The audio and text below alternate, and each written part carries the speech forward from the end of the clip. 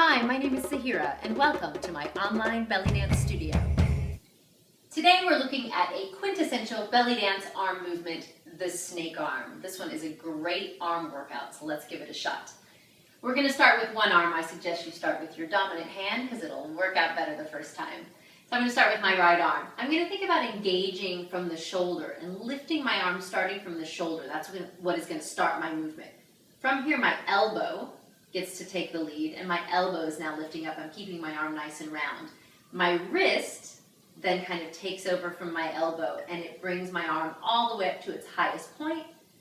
And then my fingers are the last to go, and they go when my shoulder begins the downward descent. So my shoulder is going to contract again to come down, and the hand's going to flip over, fingers come up.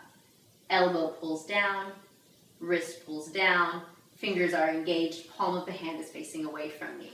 Nice and round movement on the way up and on the way down. Shoulder, elbow, wrist, lifting up, and then shoulder engages to bring the arm down, elbow, and wrist. If you see me from the side, I'm doing this movement slightly in front of me. It's much more difficult to do if you bring it straight to the side and nearly impossible if you bring it behind you. So try to think about your arm being slightly relaxed forward, and you'll see my elbow is actually in front of my body slightly. That'll give you a little bit more range of motion in the arm. Let's do it on that side a couple more times. Shoulder, elbow, wrist, shoulder, elbow, wrist. Again, shoulder, elbow, keeping the hand nice and far away from the body. So the hand doesn't come in towards the body, it stays out away from the body. All right, now let's try it on the other side and see how it does. Same idea, starting with the shoulder. Hand comes away from the body, elbow now takes over. Wrist is lifting the arm up.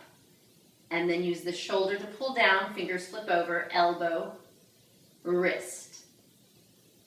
Again, shoulder, elbow, wrist, and on the way back down, same thing, shoulder, elbow, wrist. Do it a couple more times. I want you to imagine you're moving through water or something really heavy. This movement can be done fairly easily without any muscular attachment to it. I really want you to think about powering through using the muscles for two reasons. One, it makes the arm movement much more beautiful and intentional, and two, you get a better arm workout while you're doing it, yeah, which is always good.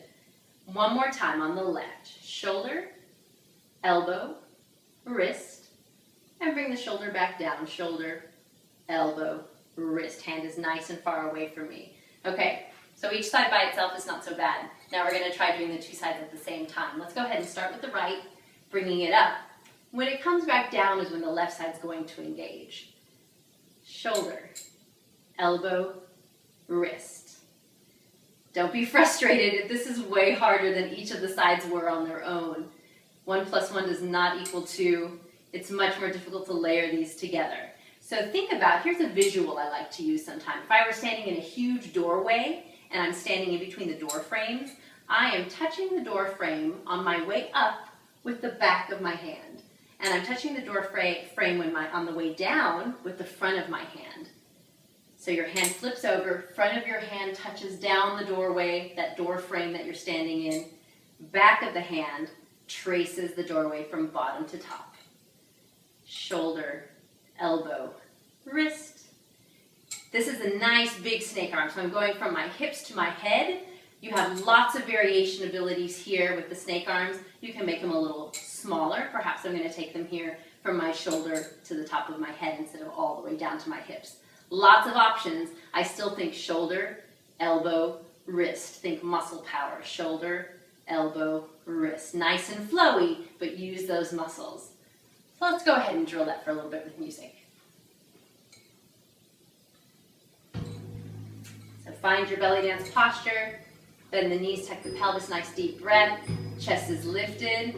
We'll go ahead and start with the right.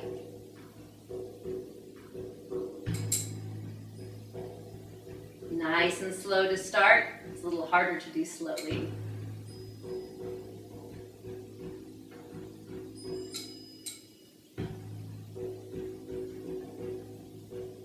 Let's try speeding it up a little.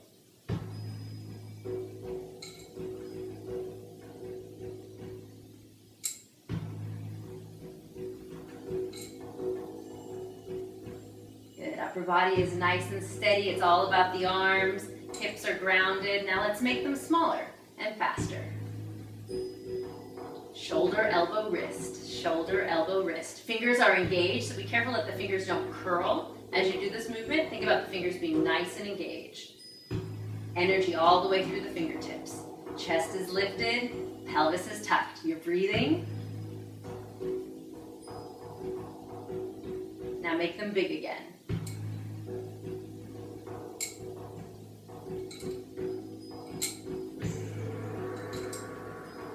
One more variation, bring them in front of you, make them smaller. Shoulder, elbow, wrist.